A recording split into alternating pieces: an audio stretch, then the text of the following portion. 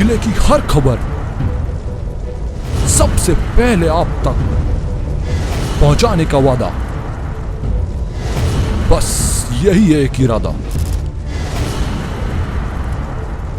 आज ही लगाए अपना पद्मेश डिजिटल सेटअप बॉक्स। नमस्कार, आप देख रहे हैं पद्मेश 24/7 कृष्णा संडे के साथ। न्यूज बुलेटिन की शुरुआत करते हैं हेडलाइन से।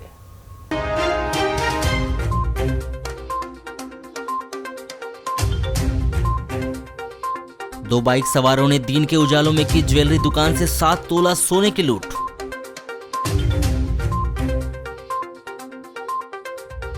माध्यमिक शिक्षा मंडल ने जारी किया आदेश, 29 अप्रैल को घोषित होगा 10वीं बोर्ड का रिजल्ट।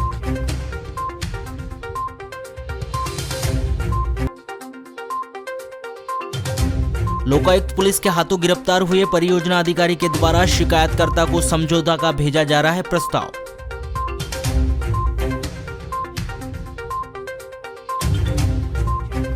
निजी हाथों में सौंपे गए उजाड़ हो रहे गांगुलपारा से वन विभाग ने हटाया ध्यान।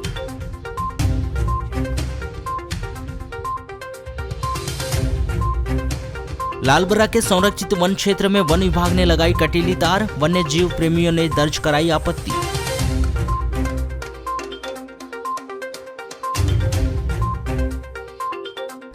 जिले भर में हर्षोल्लास के साथ मनाई गई सेन समाज के आराध्य देव नंदा सेन महाराज की 772वीं जयंती।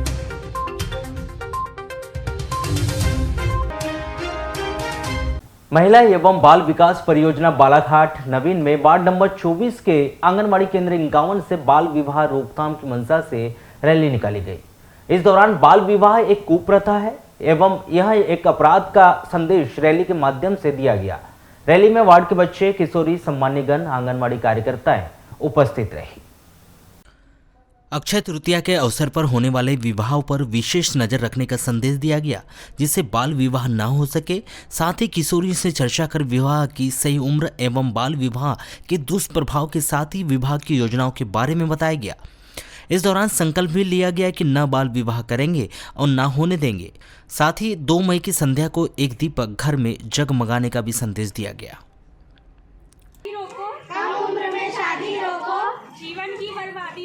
जीवन की बर्बादी रोको।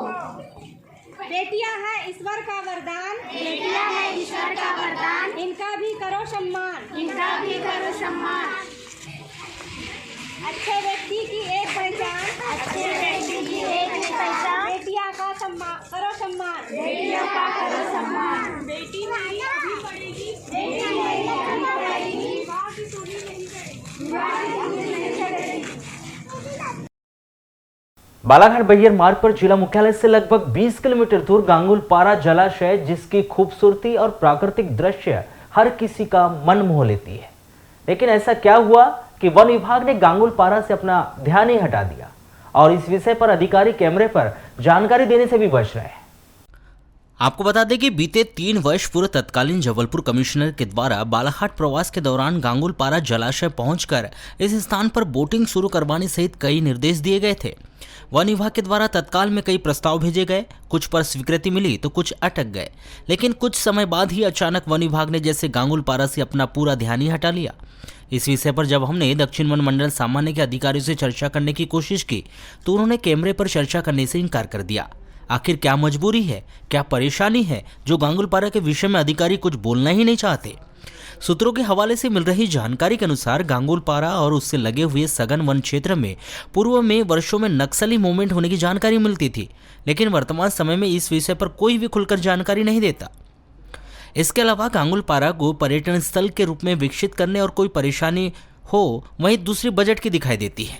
लेकिन इस बार बजट भी जारी किया गया था, यह जानकारी स्वयं अधिकारियों ने दी थी। जब हमने गांगुलपारा जलाशय से लगी हुई टेगाड़ी पंचायत के प्रधान से चर्चा की तो उन्होंने इस बात को स्वीकार किया कि वन विभाग के द्वारा इस ओर कोई भी ध्यान नहीं दिया जा रहा है। लेकिन वन विभाग यदि गांगुलपारा जलाशय को पर्यटन स्थल के रूप में विकसित करता है तो टेगाड़ी को उसका फायदा मिलेगा। वन विभाग ने निजी व्यक्ति को उसके संरक्षण की जिम्मेदारी सौंपी थी।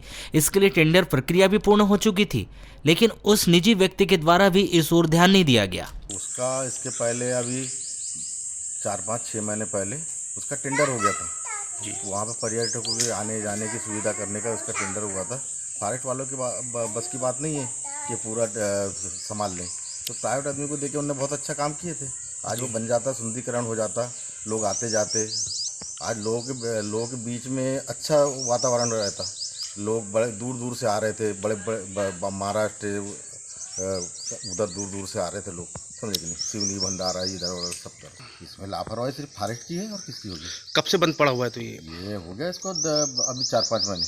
4-5 महीने, या पहले चालू था या बंद था? पहले चालू था, बाकी ये फॉरेस्ट वाले उसमें रोक कर रहे थे आने जाने के लिए।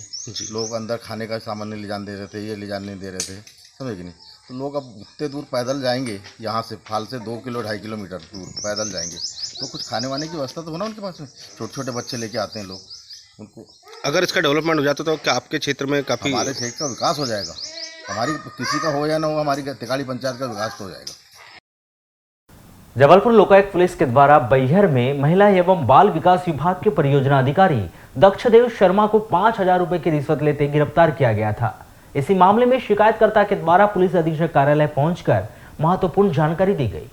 शिकायतकर्ता ममता मरकाम और उसके पति मंगल सिंह मरकाम ने बताया कि बैहर में महिला एवं बाल विकास विभाग के परियोजना अधिकारी दक्षदेव शर्मा के द्वारा आंगनबाड़ी में सहायिका पद पर नियुक्ति पत्र देने के बदले में 10,000 रुपए की मांग की गई थी। इस दौरान 5,000 रुपए की रिश्वत लेते श्री शर्मा गिरफ्तार भी हुए थे।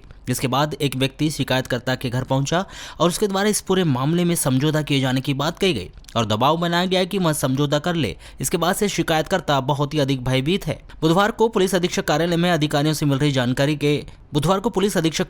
अधिकारियों से मिलकर यही जानकारी दी कि इस मामले में पूरी जांच निष्पक्ष तौर पर की जाए, जिससे उन पर कोई दबाव न बना सके।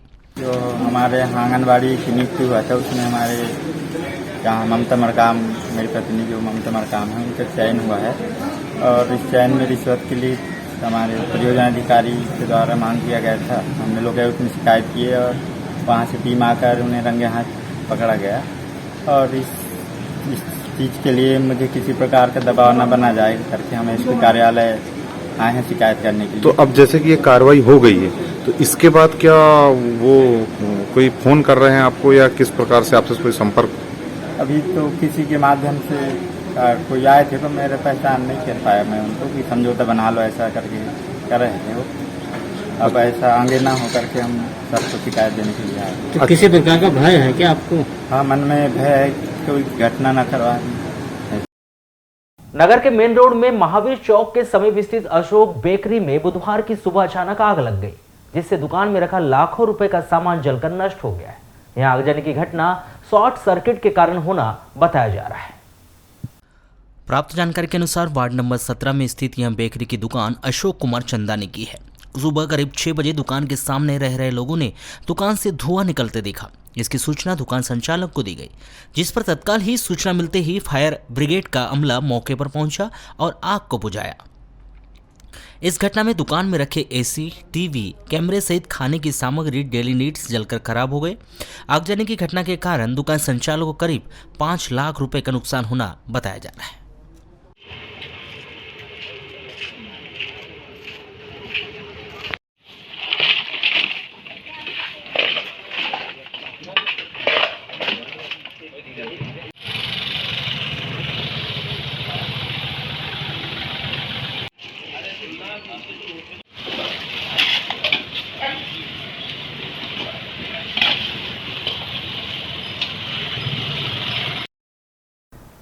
लालबरा मुख्यालय से लगभग 8 किलोमीटर दूर पर स्थित ग्राम पंचायत टेकाड़ी के अंतर्गत आने वाले वन ग्राम चिकलाबड्डी नवे गांव के जंगलों में बाघ, तेंदुआ, चीतल व अन्य वन्य प्राणी है एवं बालाघाट सहित अन्य जिले व राज्य के पर्यटक वन्य प्राणियों के दीदार करने के लिए वहां रोजाना आते हैं और दीदार कर वापस आ जाते हैं। परंतु गत दिवस वर्चस्व की लड़ाई में एक बाघ की मौत हो गई थी, जिसके बाद से वन विभाग सख्ती बरतते हुए जंगल के अंदर कुछ रास्तों के दोनों ओर कटीले तार लगा दिए गए हैं ताकि वन्य प्राणी सुरक्षित रह सके एवं पर्यटकों के साथ किसी प्रकार की अनहोनी न घटे।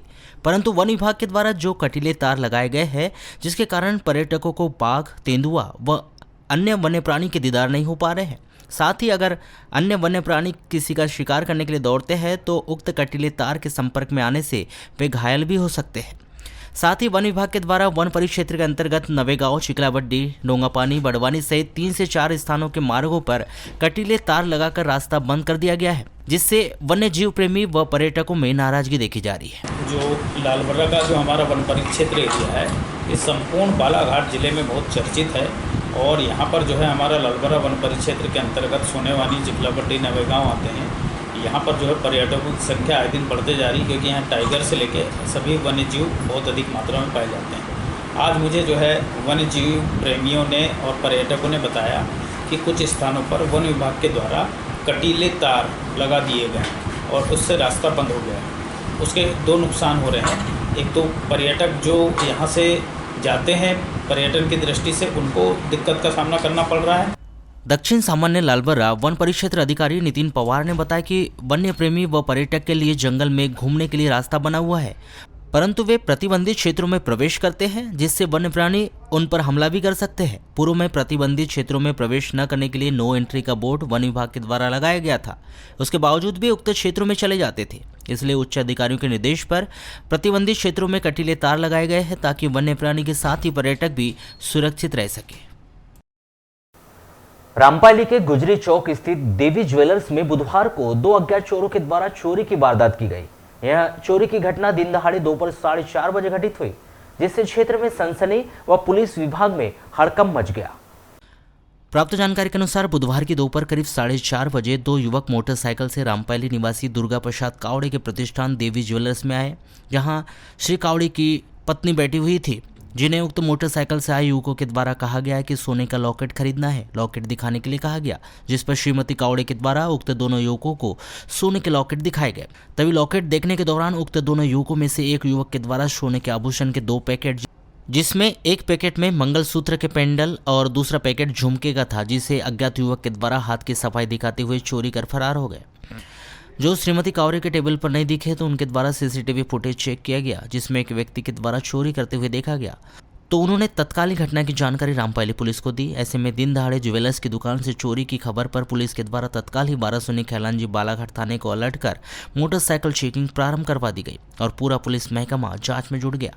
इस चोरी के बारे में बताया जा रहा है कि अज्ञात चोरों के द्वारा करीब 7 तोले से ज़्यादा सोना चोरी किया गया है और उक्त घटना सीसीटीवी कैमरे में कैद भी हो गई है।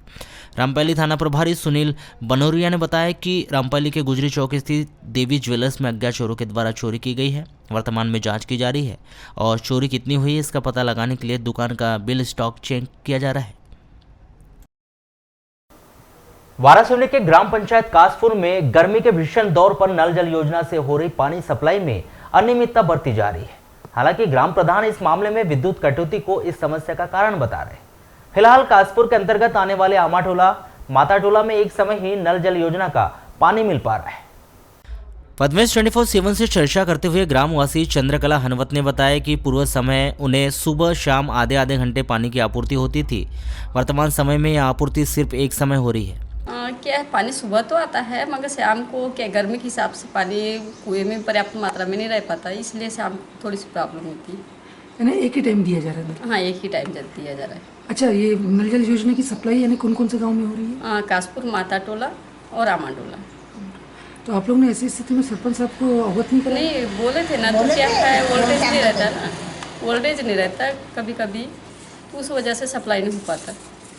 और जैसे मोटर वोटर जल जाए तो फिर कैसे करते हैं? हाँ, तो उसको फिर सुधारने के लिए तो लगता है 2-4 दिन।